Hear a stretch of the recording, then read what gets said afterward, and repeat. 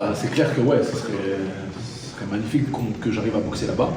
Parce que, comme tu as dit, il fait des soirées magnifiques. Salut Bilal, merci d'être là. Avec plaisir. Je vais te poser une dizaine de questions. Tu réponds au feeling comme tu le sens, ok? Première question, qui t'aimerais affronter prochainement? Ton adversaire de rêve? Ah, de rêve. Le boss de la catégorie, moi je suis en poids moyen, donc je dirais Charlo. C'est lui le numéro 1. Tu vois. Bon, Canelo c'est le rêve, mais lui c'est au-dessus, hein. C'est super moyen, c'est mi-lourd. C'est même pas, même pas atteignable, mais ouais, je pense que Charlo c'est le numéro 1. Jermel ou Jermal? Je pense que c'est Jermel qui est en... Jermel, ouais, c'est ça. Jermel, c'est celui qui a boxé Canelo, non? Exactement. Ouais, voilà. Moi je crois que c'est plus Jermel. Ok. Quel a été ton combat le plus difficile? Physiquement, le combat contre Ellington. Physiquement, c'était vraiment une guerre. Coup pour coup. Combat de l'année, je crois. Hein. Ouais, combat de l'année en Angleterre, exactement. On est passé devant Anthony Joshua, Usyk. Mais on a regardé le combat plusieurs reprises, c'est une guerre complète. Personne ne recule. La marche arrière, elle était cassée. De ouf. Et après, tactiquement, je dirais le combat contre Papo, parce qu'il m'a eu tactiquement, techniquement, même si j'étais pas vraiment dans mon fight. Mais ouais, tactiquement, techniquement, ça m'a appris beaucoup. J'ai anticipé ma grande question, j'allais te dire, pour toi, le meilleur combattant, Papo ou Ellington?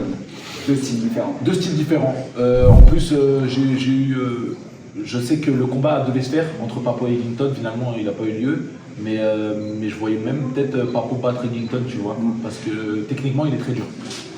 Papo, je l'ai vu boxer contre toi, un gaucher qui recule, qui va vite, qui est précis, qui a le coup d'œil, imboxable. Voilà, une galère, voilà, exactement. Un piège. C'est une galère, ouais. Il me fait penser un peu à Cédric Mitu à l'époque. Ouais, exactement. Que penses-tu? Alors, quelles sont tes ambitions pour la boxe dans les années à venir? Honnêtement, mon but ultime c'est d'être champion du monde. Tu vois, j'ai commencé la boxe en ayant ce rêve en tête. Je suis aussi réaliste, je connais la dureté de la boxe, que ce soit le boxing business, parce que même si on est bien classé, on n'a pas forcément l'opportunité d'attendre le sommet. C'est pas comme au MMA où les meilleurs se boxent, c'est très dur. Mais voilà, il y a d'autres ceintures, il y a des fédérations moins grandes que la WBC, même si c'est celle qui fait le plus rêver. Voilà, c'est vraiment le but ultime. C'est la plus belle. Mais je peux être champion du monde d'une fédé mineure ou quoi. Donc voilà, c'est le but que je me suis mis avant la sortie du jeu vidéo GTA 6. Exactement, tout le monde te Exactement. Ok, qu'est-ce que tu penses de la boxe en France aujourd'hui, en règle générale? Elle a eu des années difficiles. Ces 4-5 dernières années, c'était compliqué. Je trouve que ça revient un peu. Peut-être à l'aide encore une fois, du MMA. Je pense que les sports de combat en ce moment, ça a la cote. C'est bien suivi, que ce soit la boxe anglaise, le kickboxing ou le MMA, tu vois. Et quand tu vois ce qui se passe en Arabie Saoudite, avec le prince qui met des milliards pour organiser des soirées dingues et qui justement a relancé la boxe dans le monde, qui met vraiment les boxeurs en avant, est-ce que toi, tu imagines ça, ce serait possible en France? Est-ce que quelqu'un pourrait faire ça ou il faudrait vraiment partir là-bas pour... C'est clair que ouais, ce serait magnifique que j'arrive à boxer là-bas. Que, comme tu as dit, il fait des soirées magnifiques. Parce qu'on a des milliardaires aussi. Hein. On pourrait faire un Bernard Arnault qui se mettrait dans la boxe, on serait gagnant. Ce serait beau, c'est exactement ça. Tu as dit le terme, il faut qu'un milliardaire soit passionné de la boxe et mette les moyens et fasse boxer les boxeurs en leur donnant de belles primes par combat. Et là, au moins, il y aura des combats intéressants. Les milliardaires, allez, on met la main à la poche, il faut s'y mettre. Quel conseil tu donnerais à un jeune boxeur qui veut se lancer dans la boxe professionnelle aujourd'hui? De travailler, je pense.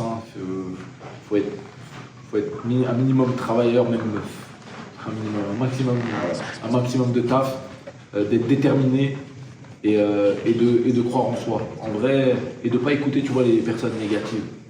Vraiment s'entourer que des personnes qui nous donnent du positif, que ce soit la famille ou les amis, et monter comme ça. Mais moi, tu sais, quand j'ai commencé la boxe, j'étais critiqué, hein, tu vois, j'étais l'un des premiers à être sur les réseaux sociaux, à faire les trucs d'Instagram et tout, maintenant ils le font tous. Mais avant, on me jalousait et critiquait parce que j'étais, comme on dit, un boxeur des réseaux. Je faisais les réseaux, tout ça, mais je boxais et sur le ring, je gagnais, tu vois. Mais j'étais critiqué par rapport à ça. Mais j'ai toujours cru en moi, ma famille, mes amis, ils croyaient en moi, ils savaient qu'est-ce que je valais vraiment. Et moi aussi, tu vois, je savais que j'étais un bon boxeur, au final. Voilà, faut croire en soi. Si c'était à refaire ta carrière de boxeur, tu resterais en France ou tu partirais aux États-Unis? très bonne question. En fait, là je suis parti aux États-Unis moi l'année dernière où j'ai fait un an complet chez Freddy Roach à Los Angeles et tout. Et quand je suis arrivé la première fois, Freddy Roach il m'a pris dès le début, tu vois, entre ses mains, le feeling est tout de suite bien passé et tout. Mais peut-être qu'il m'aurait pas pris si je serais arrivé avec pas le même palmarès, tu vois. D'ailleurs, c'est Freddy Roach qui était dans ton camp pour Papo, je crois. Exactement. Freddy était dans le camp pour Papo.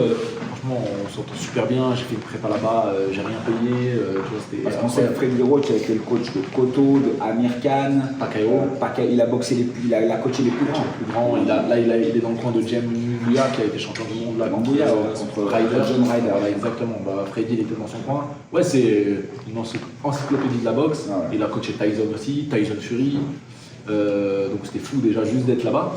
Mais peut-être que si je serais arrivé plus jeune, j'aurais pas les armes, l'expérience. Ah ouais. Et après tu restes quand même un étranger. C'est dur. Le monde de la boxe aux États-Unis c'est aussi dur. Il y a des boxeurs qui boxent pas, tu vois. Faut être bien entouré en vrai. C'est ça aussi. La boxe c'est. Et le Wildcard, le club alors de Freddy Roach, il est comment?